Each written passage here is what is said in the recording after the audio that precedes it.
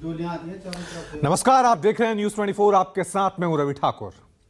उनमें पूर्व प्रधानमंत्री इंदिरा गांधी का अक्स दिखता है। वो अपनी मां की लाडली है, भाई का सबसे बड़ा सुरक्षा कवच है। अब तक तो आप समझ ही गए होंगे कि हम किसकी बात कह रहे हैं। जी हां, हम बात कर रहे हैं प्रियंका गांधी की। प्रियंका गांधी आधिकारिक तौर पर अब लोकसभा की सांसद बन चुकी हैं। अब भाई राहुल गांधी के साथ वो मजबूती से कांग्रेस और विपक्ष की आवाज बुलंद करेंगे। आखिर कैसे, ये रिपोर्ट देखिए। की प्रभुता और अखंडता। मैं प्रियंका गांधी वाड्रा, जो लोकसभा की सदस्य निर्वाचित हुई हूं, सत्यनिष्ठा से प्रतिज्ञान करती हूं कि मैं विधि द्वारा स्थापित भारत के संविधान के प्रति सच्ची श्रद्धा और निष्ठा रखूंगी। और इसी के साथ प्रियंका गांधी वाड्रा औपचारिक तौर पर देश की सबसे बड़ी पंचायत लोकसभा की सदस्य बनी। प्रियंका गांधी वाड्रा अब अपने बड़े भाई राहुल गांधी के साथ मिलकर लोकसभा में विपक्ष की आवाज बुलंद करेंगे और मजबूती के साथ कांग्रेस का पक्ष रखें। प्राथमिकता ये होगी कि देश के जो अहम मुद्दे हैं वो उठाएं और पार्टी के लिए लड़ूं, देश के लिए लड़ूं, यही रहेगा। जब मजबूती मिलेगी राहुल जी को, कांग्रेस पार्टी को, और मेरे ख्याल से जो संविधान के जो असूल हैं उनको मजबूती मिलेगी, क्योंकि हम उसी के लिए लड़ रहे हैं। हमारे लिए संविधान से ऊपर कुछ नहीं है। हमारे लिए जो संविधान है, जिसके असूलों पर इस देश की नींव डली है, उसी के लिए हम लड़ रहे हैं और लड़ते रहेंगे। वो कहते हैं कि बच्चों की कामयाबी से माता पिता को सबसे ज्यादा खुशी होती है। मां सोनिया गांधी भी अपनी बेटी प्रियंका के इस सफलता से गदगद। उनके लिए ये क्षण किसी प्राइड मोमेंट से कम नहीं। Yes, we are all very happy and proud. Yes, we are all very happy and proud. Yes, we are all very happy and proud. भाई राहुल गांधी तो मानो ना जाने कब से इस पल के इंतजार में थे।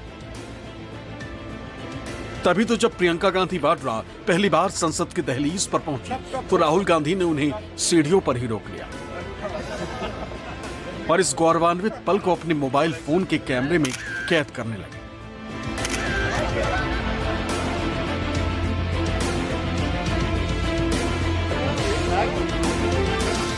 Stop. Let me also take one.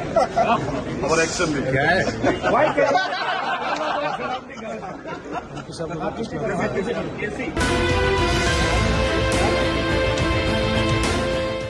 दरअसल राहुल और प्रियंका की एक दूसरे के प्रति बेहतरीन बॉन्डिंग है। कई मौकों पर दोनों भाई बहन की ये बॉन्डिंग दिख भी चुकी है। पिछले कुछ सालों में देखें तो प्रियंका गांधी हर मोर्चे पर राहुल गांधी के साथ बेहद ही मजबूती के साथ खड़ी रही। चाहे वो चुनाव प्रचार हो या फिर भारत जोड़ो यात्रा के दौरान राहुल गांधी के साथ कदमताल करते हुए चलने से लेकर मंच पर अपनी उपस्थिति दर्ज करानी, हर जगह प्रियंका गांधी पूरी ताकत के साथ भाई राहुल गांधी की ताकत बनती दिखी। मेरे बड़े भाई, इधर देखो, सबसे ज्यादा गर्व तुम पर है।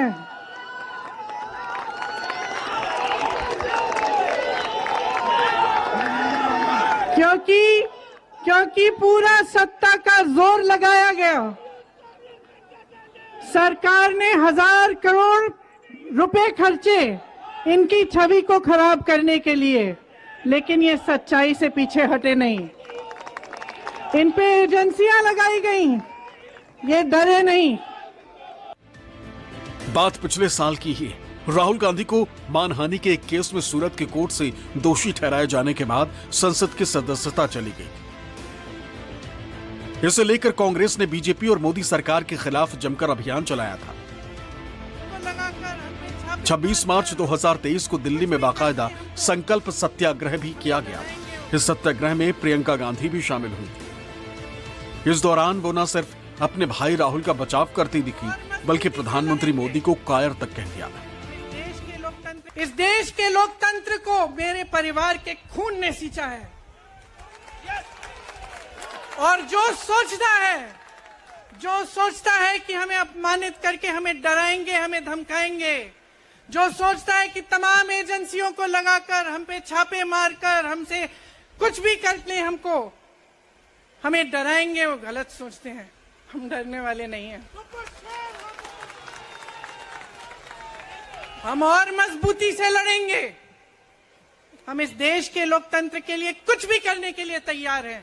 अरे कायर हैं, कायर है इस देश का प्रधानमंत्री। लगा दो केस मुझ पर, लगा दो केस मुझ पर, जेल ले जाओ मुझे भी, लेकिन सच्चाई ये है कि इस देश का प्रधानमंत्री कायर है। भाई राहुल गांधी के लिए मजबूती के साथ खड़े रहने का प्रियंका का यह सिलसिला लोकसभा चुनाव में भी जारी रहा। जब राहुल अमेठी छोड़कर रायबरेली से चुनाव मैदान में उतरे तो प्रियंका ने अपनी जिम्मेदारी बखूबी निभाई। भाई को जिताने के लिए चुनाव प्रचार में अपनी पूरी ताकत झोंक दी। हमें लड़ना है, एक साथ लड़ना है और दोनों अमेठी और रायबरेली में चुनाव जिताना है। ये राहुल भैया का चुनाव है, ये राहुल भैया का चुनाव है। हम सबके लिए एक निजी बात है, हमारे सम्मान की बात है, लेकिन इससे बहुत बड़ा चुनाव भी है। आज जो रायबरेली और अमेठी से संदेश जाएगा वो इस देश के लोकतंत्र को बचाने का संदेश जाएगा। नतीजा ये हुआ कि रायबरेली और अमेठी दोनों ही लोकसभा सीट कांग्रेस भारी मतों के अंतर से जीत गई। रायबरेली में जहां राहुल गांधी का डंका बजा तो वहीं अमेठी में केंद्रीय मंत्री स्मृति ईरानी को हराकर कांग्रेस नेता केएल शर्मा सांसद चुने गए। और इस जीत का श्रेय राहुल गांधी अपनी बहन प्रियंका को देते हैं। मेरी जो बहन है कहां गई? इधर आओ, इधर आओ, इधर आओ।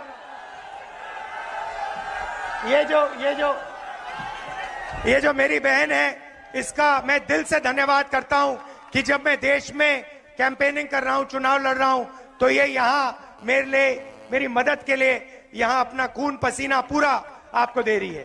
दिल से बहुत बहुत धन्यवाद। वाराणसी में जान बचा के निकले हैं प्रधानमंत्री, और मैं आपको कहता हूं और बहन से कह रहा हूं, अगर ये लड़ जाती वाराणसी में, अगर ये लड़ गई होती तो आज हिंदुस्तान के प्रधानमंत्री 2-3 लाख वोटों से वाराणसी का चुनाव हार जाते। तब प्रियंका गांधी वाराणसी से तो नहीं लड़ी, लेकिन अब वायनाड सीट से उपचुनाव जीतकर संसद जरूर पहुंच गई। वायनाड केरल की वो लोकसभा सीट जहां से खुद राहुल गांधी सांसद चुने गए। चूंकि इस बार राहुल अमेठी से भी जीते थे, लिहाजा राहुल को वायनाड सीट छोड़नी पड़ी, जिसे वो बहन प्रियंका के हवाले कर चुके। वायनाड के लोगों ने भी प्रियंका को वोट देने में कोई कोर कसर नहीं छोड़ी। 4 लाख से ज्यादा वोटों के अंतर से जीतकर प्रियंका को संसद पहुंचा दिया। अब भाई और बहन की वो केमिस्ट्री संसद में भी दिखेगी जो चुनावी सभाओं के दौरान दिखती थी। 17 साल की उम्र से चुनावों में सक्रिय रहने वाली प्रियंका गांधी 52 की उम्र में आकर पहला चुनाव लड़ी और सांसद बनी। लोकसभा की सदस्य निर्वाचित हुई हूँ। इस दौरान वो न सिर्फ अपने भाई बल्कि मां सोनिया गांधी और पिता राजीव गांधी के लिए भी चुनाव प्रचार करती रही। वायनाड में चुनाव प्रचार के दौरान ही प्रियंका ने बताया था कि कैसे उन्होंने पिता राजीव गांधी के लिए साल 1989 में पहली बार चुनाव प्रचार किया। मैं आपको एक कहानी बताती हूँ। 12-13 साल की होंगी। अमेठी की एक बात है, मेरे पिताजी प्रधानमंत्री थे, उनके साथ मैं अमेठी के दौरे पे गई। वो उसका संसदीय क्षेत्र होता था। खुद जीप चलाते हुए वो गए। हम एक गांव में पहुंचे और सड़क पर चलकर कुछ लोगों से बातचीत करने लगे। अचानक एक महिला उठी, बहुत जोर जोर से डांटने लग गई मेरे पिताजी को, और मैंने ऐसे नहीं देखा था कि कोई उनको ऐसा डांट सके। डांटने लगी कि भाई मेरी सड़क है, पानी बरसा था, पूरी सड़क डूब गई है, उसमें तुमने क्या किया? और मेरे पिताजी उनको जवाब दे रहे थे। तो ये उस समय की राजनीति है जब प्रधानमंत्री तक को एहसास होता था कि जनता के प्रति उसकी जवाबदेही है। मैंने कहा बुरा नहीं लगा पापा? कहते बिल्कुल नहीं, ये मेरा कर्तव्य है और ये उस महिला का कि मुझे याद दिलाए, मुझे बताए कि यहाँ ये समस्या है, इस समस्या को सुलझाओ। इतना ही नहीं, पूर्व प्रधानमंत्री और प्रियंका के पिता राजीव गांधी को लेकर जब भी पीएम मोदी ने उन पर हमला बोला, प्रियंका गांधी ने हर मंच से उस पर करारा जवाब दिया। मैं कैसे समझाऊं जब मोदी जी मंच पे खड़े होकर मेरे पिता को देशद्रोही बोलते हैं, जब मोदी जी कहते हैं कि मेरे पिताजी ने कोई कानून बदल दिया अपनी मां से विरासत लेने के लिए, तो मेरे दिल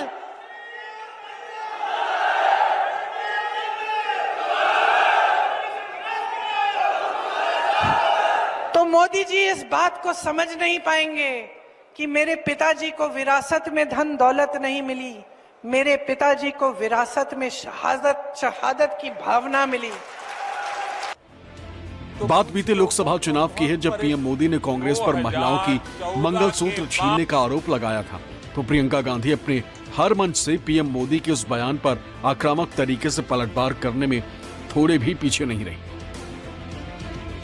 प्रियंका ने अपनी दादी यानी पूर्व प्रधानमंत्री इंदिरा गांधी का जिक्र कर यहां तक कहा था कि जरूरत पड़ने पर उन्होंने अपना सोना देश को दे दिया। कैसी कैसी बहकी बहकी बातें पिछले 2 दिनों में अब ये शुरू हुआ है कि कांग्रेस पार्टी चाहती है कि आपके मंगलसूत्र और आपका सोना आपसे छीन ले। 70 सालों से ये देश स्वतंत्र है, 55 सालों के लिए कांग्रेस की सरकार रही है। किसी ने आपसे सोना छीना, आपके मंगलसूत्र छीने। इंदिरा गांधी ने अपना सोना, जब जंग हुई थी, अपना सोना देश को दिया। मेरी मां का मंगलसूत्र इस देश को कुर्बान हुआ है। कुछ इसी तरह प्रियंका गांधी बीते तकरीबन 35 सालों से अपने परिवार और कांग्रेस के लिए पर्दे के पीछे से राजनीति करती रही, लेकिन अब वो खुद पॉलिटिक्स की पहली कतार में आकर खड़ी हो गई।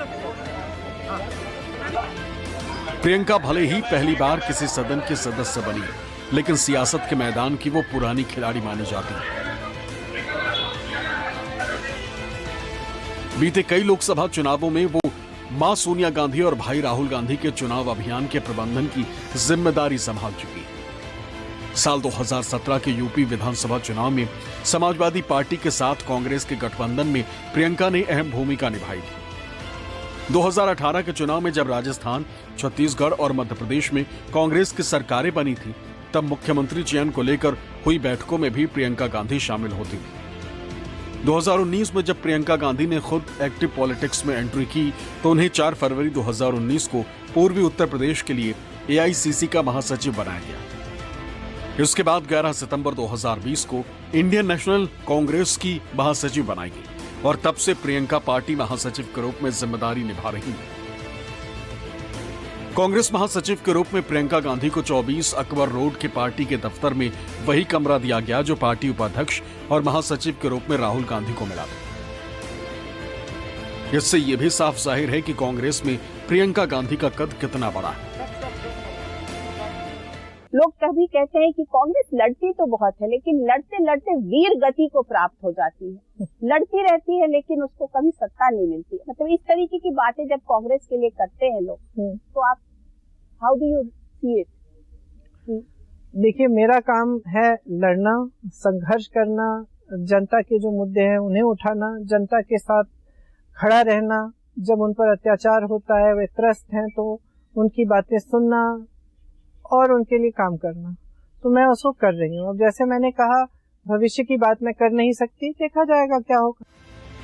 प्रियंका की यही बेबाकी और मजबूती से अपनी बात रखने की कला कांग्रेस के बड़े और दिग्गज नेताओं को भी काफी पसंद आता है।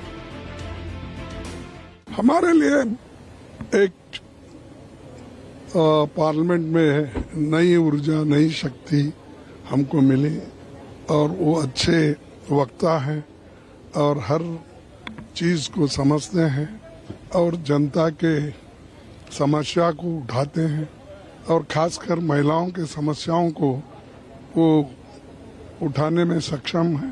इसलिए बड़ी खुशी की बात है कि हमारे पार्टी में वो पार्लियामेंट मेंबर बने और उसका लाभ हमारे पार्टी को होगा, जनता को होगा और देश के लोगों को होगा, खासकर महिलाओं को होगा। पार्लियामेंट के अंदर एक महिला सशक्तिकरण की आवाज उठेगी और अच्छे ढंग से मुद्दों को रखा जाएगा।